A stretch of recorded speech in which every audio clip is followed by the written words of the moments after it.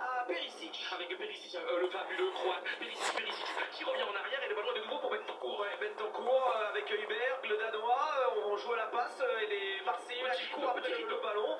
Le bloc est assez bas du côté de l'Olympique de Marseille là, depuis quelques instants. Eric d'ailleurs, qui va mettre le danger à la surface de réparation. La bonne balle captée par Paul Lopez.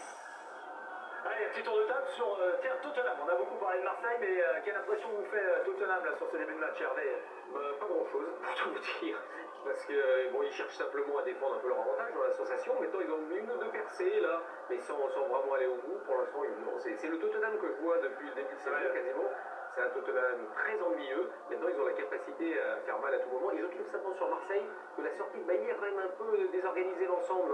On a l'impression d'une équipe qui est un peu moins bien en place. Alors, il va falloir retrouver peut-être un second souffle. On rappelle à Eric Bailly, blessé, c'était le pari du jour. Et malheureusement, le pari il a tenu 6 minutes, quoi, 7 minutes exactement. Et c'est déjà terminé. Samuel Gigot l'a remplacé Saïd.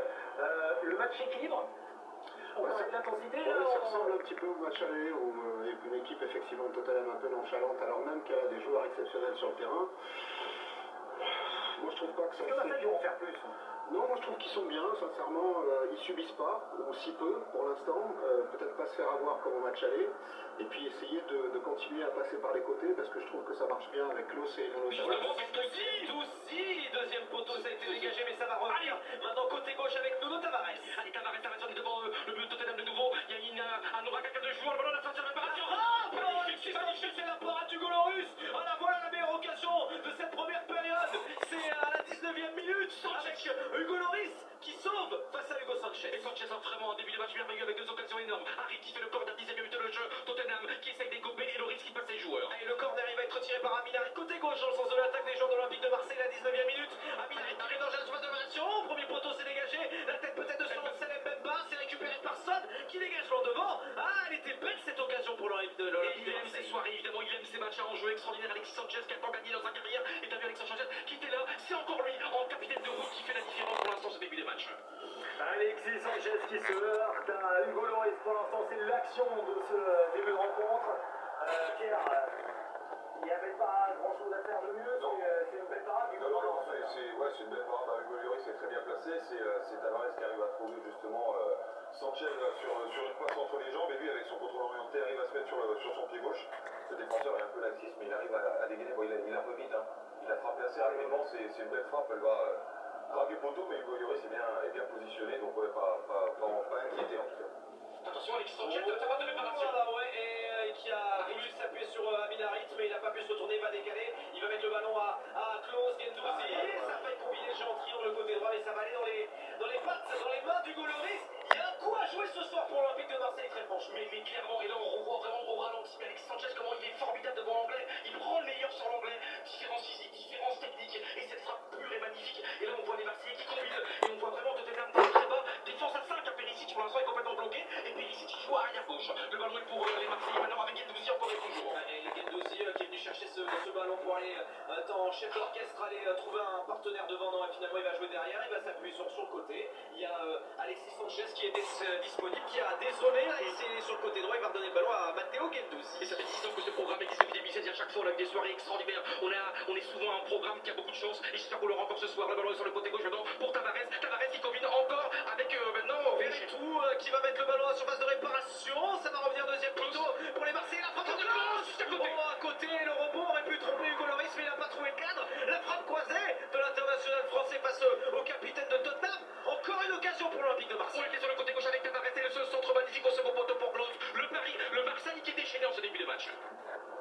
Et ça commence à faire beaucoup. Ça commence à faire beaucoup. Alors, malheureusement, il n'y a pas de récompense, on va dire, pour les Marseillais, mais ça domine, ça pousse là. Pour Marseille, il faut à un moment donné ce petit but.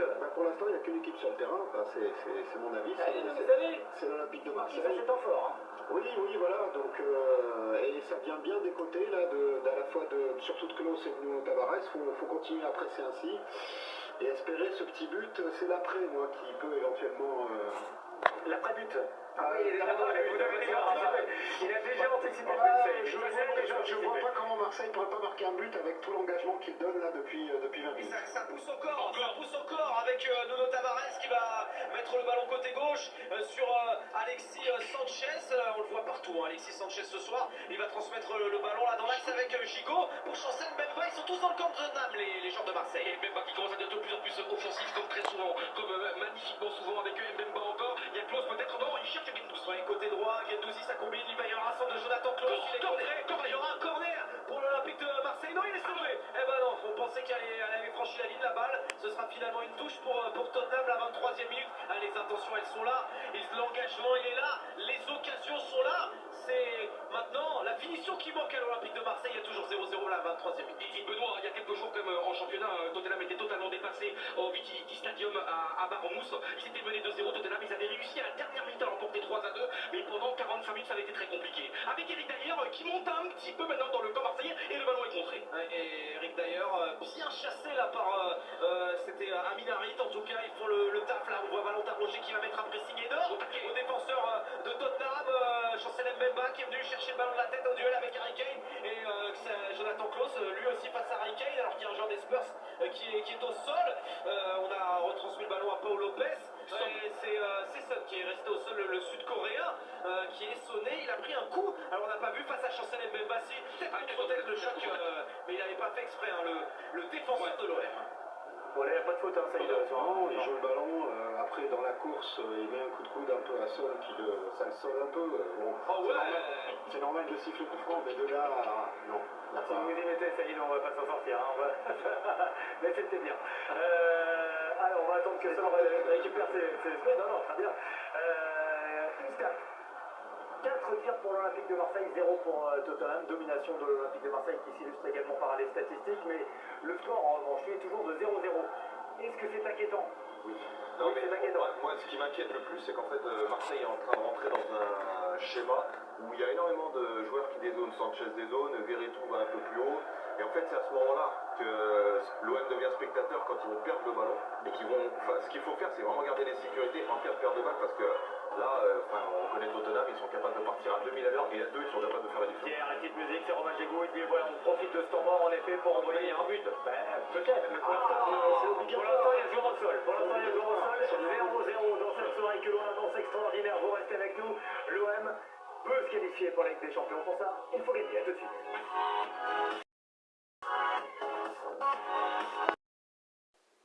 Vos cheveux ont tendance à tomber.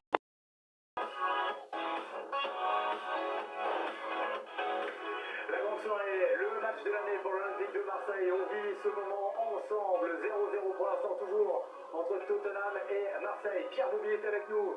Il est en feu, Pierre. On attend maintenant que le Vélodrome rugisse. Soit hypnotique du côté d'Hervé Penaud avec cette veste. Non, mais très hypnotique quand je regarde. La jaune qui me frappe, c'est très hypnotique. C'est vrai que vous êtes dire aux gens de régler leur télé. Et puis, Saïd Jimmy qui est là pour l'instant. Saïd, En arbitre. en arbitre, exactement. Ça vous va bien, hein. Vous avez pu faire carrière peut-être. des élégances d'ailleurs. Raphaël Finalo et Yoann Ryu sont avec nous. Messieurs, on n'a rien raté pendant la pause parce qu'il y a eu une longue blessure. Par contre, il s'est passé quelque chose d'important. Oui, parce que Son, on en avait parlé au duel avec Chancel Mbemba touché à la tête. Eh bien, il n'a pas repris sa place. Il est sorti en marchant. On va s'inquiéter pour lui, hein, pour le Sud-Coréen. La Corée du Sud va disputer la Coupe du Monde. En tout cas, il n'allait pas bien, Son, et il a été remplacé par Yves Bissouma, milieu de terrain. Alors, ça veut dire qu'on va se réorganiser du côté de Tottenham en ne jouant finalement qu'avec deux attaquants, Kane et Lucas, qui va tourner autour de Harry Kane. Et donc, on va renforcer le milieu de terrain du côté des Spurs. Ah ouais, là on voit bien Lucas est très très près de Harry Kane. En tout cas, au moment où on se parle, Marseille 4e et éliminé de toute compétition européenne pour l'instant. Et pour l'instant, Tottenham premier de cette poule, mais il reste encore beaucoup de temps. Et sur l'organisation, alors je me demande si Bissouma est pas passé piston droit.